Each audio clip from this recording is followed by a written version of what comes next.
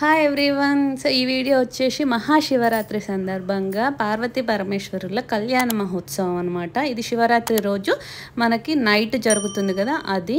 So మీరు ఈ video కంప్లీట్గా చూడండి, లైక్ చేయండి, షేర్ చేయండి, సబ్స్క్రైబ్ చేయండి. సో ఇక్కడ కళ్యాణం అవుతుంది కదా. సో కళ్యాణం అయ్యేటప్పుడు వీడియో నేను షూట్ చేయడానికి రాలేదు, కానీ తర్వాత తీశాను. సో ఇక్కడ ఏంటంటే ప్రతి ఇయర్ శివరాత్రి రోజు నైట్ 9 o'clockకి స్టార్ట్ అవుతుంది. కళ్యాణం 11:30 వరకు అవుతుంది. 11:30 తర్వాత అభిషేకం చేస్తారు.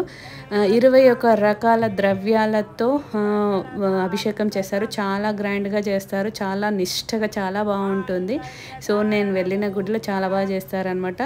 మాకు 9:30కి వెళ్తే 2:30 అయ్యింది అనమాట. సో ఇలా జాగారం పార్వతీ పరమేశ్వరుల దగ్గర ఉండి మనము డివోషనల్గా, అంటే మామూలుగా జాగారం చేయాలి అని అంటే చాలామంది టైంపాస్ చేస్తూ టీవీలో వీడియోస్, ఫొటోస్ అన్నీ చూస్తూ చేస్తారు కదా. అలా కాకుండా మనం కంప్లీట్గా పార్వతీ పరమేశ్వరులతో టైం స్పెండ్ చేస్తూ అలా జాగారం, మీరు ఒక ఉపవాసం ఉన్నా ఉండకపోయినా ఈ జాగారం అనేది మోస్ట్ ఇంపార్టెంట్ అనమాట.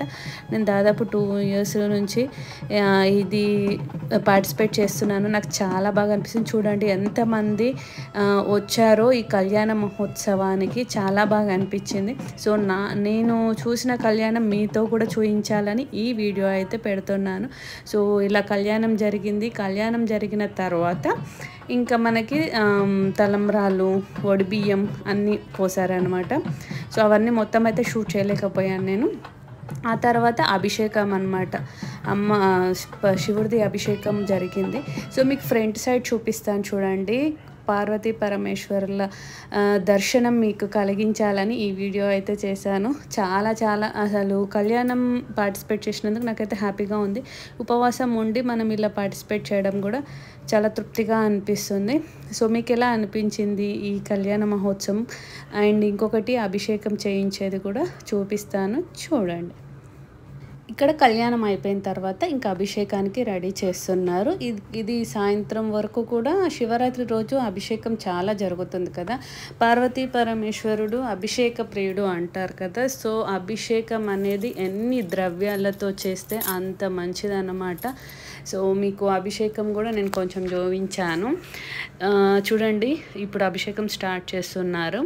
సో ఇక్కడ ఏంటి అని అంటే ఇది ఒక కథ ఉంది, పురాణంలో ఒక కథ ఉంది అనమాట. పార్వతీ పరమేశ్వరులకి మహాశివరాత్రి రోజు నైట్ 11:30 నుంచి 12 తర్వాత చేసే అభిషేకం చాలా విశిష్టత అన్నమాట. మనం ఆ అభిషేకం చూసాము అని అంటే 365 రోజులు కూడా మనము పూజ చేసినంత ఫలితం దక్కుతుంది అనమాట. సో అందుకే చాలామంది అంత లేట్ నైట్ అయినా కూడా పార్టిసిపేట్ చేశారు.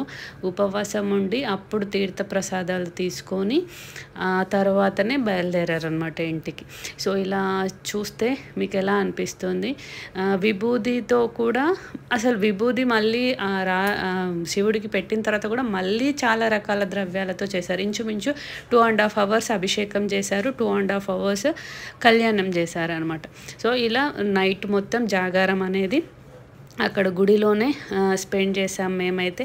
నాకైతే చాలా బాగా అనిపించింది. మీరు కూడా నెక్స్ట్ ఇయర్ ఇలానే ట్రై చేయండి. మీ దగ్గరలో ఉన్న శివాలయంలో కళ్యాణ మహోత్సవం ఇలా అభిషేకం ఉంటే కనుక నైట్ జాగారం మాత్రం గుడిలోనే చేయండి, చాలా బాగుంటుంది. ఇంకా అభిషేకం అయిన తర్వాత ఇంకా మనకు మహాహారతి ఇస్తారు కదా. సో పెద్ద హారతి అంటాం కదా, చాలా బాగా అనిపించింది. అక్కడ మొత్తం అభిషేకం చూసి అలంకరణ, శివుడిది అలంకరణ అయిపోయిన తర్వాత పెద్ద మంగళారతి ఇస్తారు. మహాహారతి అంటాం కదా, చాలా బాగా అనిపించింది. చూడండి ఒక వైబ్రేషన్స్ వస్తాయన్నమాట మన బాడీలో, మొత్తం పాజిటివ్ వైబ్రేషన్స్ వస్తాయి ఇలాంటి అభిషేకానికి. అండ్ ఈ హారతి మోస్ట్ ఇంపార్టెంట్. లాస్ట్ హారతి వరకు మేము వేచి ఉన్నామన్నమాట, లాస్ట్ వరకు కూడా. సో ఇలా హారతి అయిపోయిన తర్వాత అప్పుడు తీర్థ ప్రసాదం తీసుకొని మేము వచ్చేసామన్నమాట. సో మీకు కూడా పార్వతీ పరమేశ్వరుల అనుగ్రహం ఉండాలని కోరుకుంటూ, సో ఈ వీడియో ఎలా అనిపించిందో నా కమెంట్ బాక్స్లో మెన్షన్ చేయండి. మీరు కూడా జాగారం చేస్తే కనుక కమెంట్ బాక్స్లో మెన్షన్ చేయండి నాకు. సో మీకు ఈ వీడియో నచ్చింది అనుకుంటున్నాను. లైక్ చేయండి, షేర్ చేయండి, సబ్స్క్రైబ్ చేయండి. ఇలాంటి మరిన్ని వ్లాగ్స్ కోసం నా ఛానల్ని సబ్స్క్రైబ్ అవ్వండి. ఫ్రెండ్స్ అండ్ రిలేటివ్స్కి షేర్ చేయండి వీడియోను. Like, share and subscribe. Thank you.